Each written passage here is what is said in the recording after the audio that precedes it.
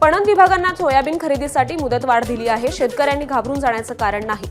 कृषी मंत्री माणिकराव कोकाटे यांची माहिती. जोपर्यंत शेवटची खरेदी होत नाही तोपर्यंत केंद्र सुरू राहतील असंही कोकाटे यांनी केलं स्पष्ट.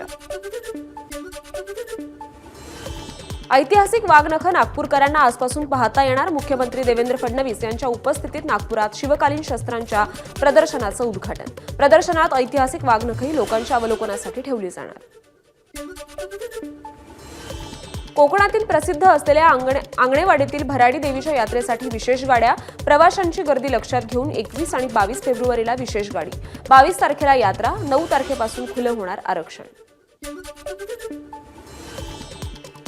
पुण्यात जीबीएसच्या 3 नव्या रुग्णांची नोंद. एकूण रुग्णसंख्या 173 वर.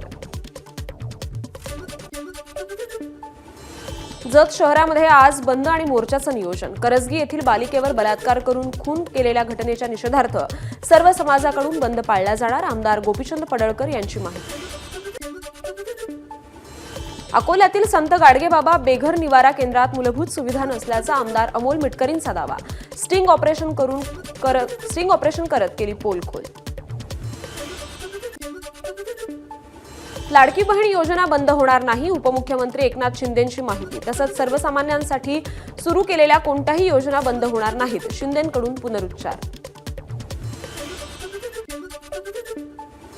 नागपूरमधील 8 सुधारित योजनांपैकी 3 योजनांना मंजुरी. प्रलंबित 5 पाणी पुरवठा योजनांना 31 मार्चपूर्वी मंजुरी द्यावी. महसूल मंत्री चंद्रशेखर बावनकुळे यांचे निर्देश.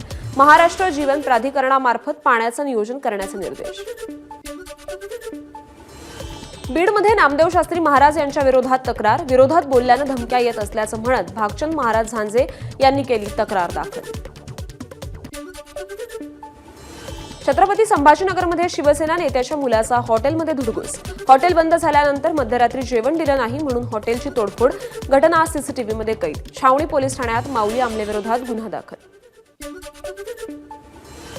स्टँडअप कॉमेडियन प्रणित मोरे मारहाण प्रकरणात आता भाजपची उडी. भाजप आमदार सचिन कल्याण शेट्टींनी घेतली सोलापूर पोलीस आयुक्तांची भेट. मारहाण करणाऱ्यांवर कठोर कारवाई करण्याची मागणी. महाराष्ट्र केसरीतील वादावर पडदा टाकण्यासाठी सांगलीत पुन्हा सामना घेण्याची चंद्रहार पाटलांची तयारी. 25 लाखांच्या बक्षिसाची ही घोषणा. पाटलांच्या प्रस्तावाबाबत मोहोळ सकारात्मक. शिवराज राक्षेच्या निर्णयाकडे लक्ष. नाशिक पोलिसांकडून बांधकाम साईटवरून 8 बांगलादेशींना अटक. पोलिसांनी वेषांतर करून कारवाई केली. 8 पैकी 1 जण मागील 12 वर्षापासून भारतात बेकायदेशीरपणे वास्तव्यास. महाराष्ट्र शासनाच्या जलजीवन मिशनचं काम रखडल्यानं जामडो गावात पाणी टंचाई. पाणी मिळत नसल्यानं संतप्त गावकऱ्यांचा जिल्हा परिषदेवर घागर मोर्चा. जिल्हा परिषदेच्या प्रवेशद्वारावर लावलं घागरीचं तोरण. गोंदिया मृत शिक्षकाला बोर्डानं दिलं परीक्षेचं काम. संबंधित शाळेनं माहिती देऊनही बोर्डानं दुर्लक्ष केलं. मिलिंद पंचभाई यांचा 6 महिन्यांपूर्वीच मृत्यू झाला. साताऱ्यातील जकातवाडी परिसरात 2 गटात तुफान राडा. 11 जणांना पोलिसांनी ताब्यात घेतलं. वस्ताद नगर येथे जमिनीच्या अतिक्रमणावरून हा राडा झाला. पोलीस या प्रकरणी अधिकचा तपास करतायत. जालन्याच्या बदनापूर शहराजवळील कस्तुरबा गांधी वसतिगृहात 12वीत शिकणाऱ्या विद्यार्थिनीची आत्महत्या. ज्योती सुरासे विद्यार्थिनीचं नाव असून आत्महत्येचं कारण अस्पष्ट. सांगलीच्या जतमधील करजगी गावात 4 वर्षाच्या चिमुरडीची हत्या. शेजारच्या व्यक्तीकडून लैंगिक अत्याचार झाल्याचाही संशय. पोलिसांनी संशयिताला घेतलं ताब्यात. नाशिकमध्ये हॉटेलच्या लॉबीमध्ये 5 वर्षाच्या चिमुकल्याला गाडीने चिरडल्यानं मृत्यू. वडिलांच्या सोबत हॉटेलच्या गार्डनमध्ये खेळून घरी जात असताना हा प्रकार घडला. गाडीचा चालक या मुलाला हॉस्पिटलमध्ये सोडून पळाल्याचा आरोप.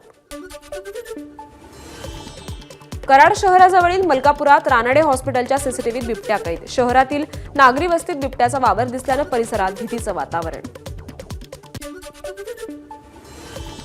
सोन्याच्या दरात गेल्या 15 दिवसात 7,000 रुपयांची वाढ. तर गेल्या 2 दिवसात सोन्याच्या दरात 1,500 रुपयांची वाढ. सोन्याचे दर 87,000वर.